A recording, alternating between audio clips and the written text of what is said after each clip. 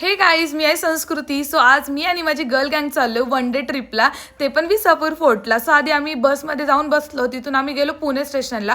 पुणे स्टेशनवरून आम्ही मळवलीचे tickets book केले, येऊन जाऊन पर पर्सन 30 रुपीज ओनली.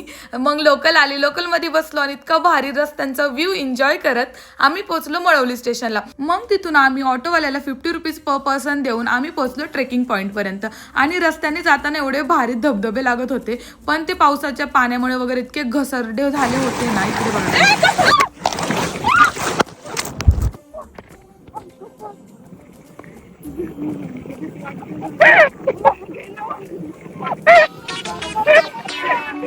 ही एवढे जोरात घसरून पडली ना, पण थँक गॉड लागलं वगैरे नाही. आता ते पावसामुळे वगैरे ना दगड खूप स्लिपरी झाले असतात, त्यामुळे तुम्ही पण चाला असेल तर बी सेफ, नीट जावा बाबा.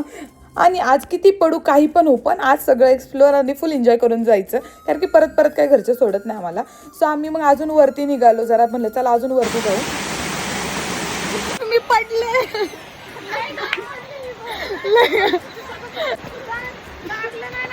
आणि मी सुद्धा पडले आणि मला तर लागलंच, पण जाऊ दे, काय होत नाही थोडंसं पडलं तर. आणि मग इथून परत आम्ही पुढे निघालो. आता हा पूर्ण डोंगराचा रस्ता होता, आम्हाला जायचं होतं विसापूर फोर्टच्या पायथ्याशी. असला डेंजर रस्ता होता ना, कारण की जर आपण गोल रस्त्याने गेलो ना तर खूप जास्त चालायला लागतं, त्यामुळे आम्ही हा जंगलच्या रस्त्याने चालू होतो. आणि एकीकडे मस्त आम्ही स्पीकरवरती आपल्या महाराजांची गाणी लावून पुढे चाललो होतो. 1 तास कंटिन्यू चालल्यानंतरून आम्हाला वाटलं आता आम्ही रस्ता चुकलो आहोत, आता काय होणार.